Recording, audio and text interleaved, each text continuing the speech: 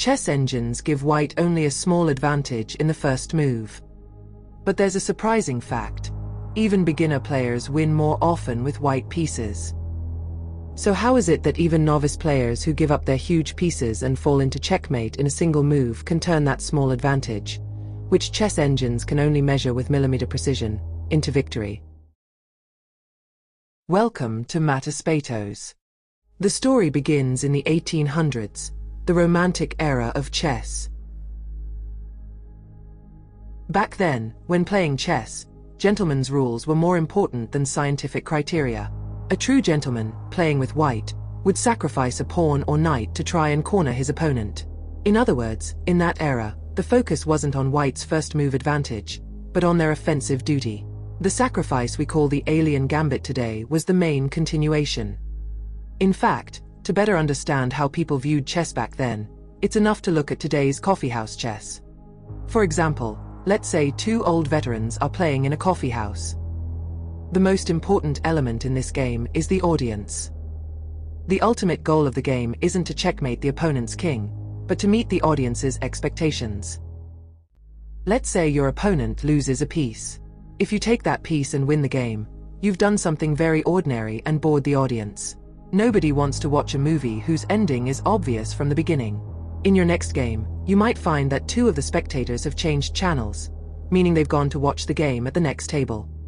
Therefore, after capturing a piece, you immediately sacrifice another piece of equal value to balance the situation, thus preserving the excitement of the game. This was exactly the case in the 19th century. At the heart of this culture, presented under the guise of chivalry, was the pleasure of the spectators. This task was primarily given to white. Then, what we call the modern age began. Men like Steinitz and Tarrasch came onto the scene and said, "Enough of this tale of gentlemanliness. Chess is mathematics. It's about balance." According to them, white's first move was a small, inherent advantage. Like placing a milligram weight on one side of a scale. White was therefore the right side. Black, on the other hand, became an eternal defender, striving to compensate for this microscopic injustice. The advantage no longer came from gentlemanliness, but from a cold calculation called static superiority.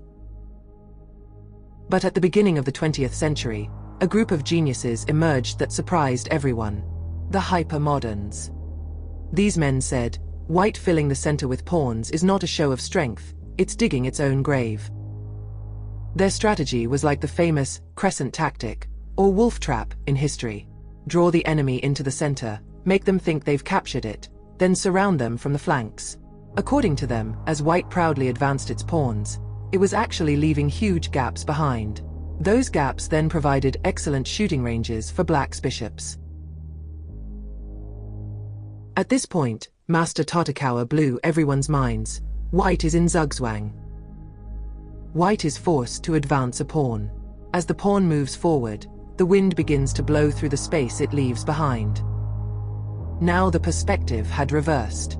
Black was no longer just the defending side. He was a tactician lying in ambush, turning every proud move of his opponent into a weapon against him. This idea was so powerful that in the 1980s, Grandmaster Andras Adorian went so far as to publish a manifesto called "Black is Okay." According to him, white's advantage was a statistical illusion. If you play chess as a game for the audience, white has a slight advantage. But if you see it as an art of balance and ambush, then black is the true master of the game. Every piece that white proudly advances is an opportunity for black to set a new trap.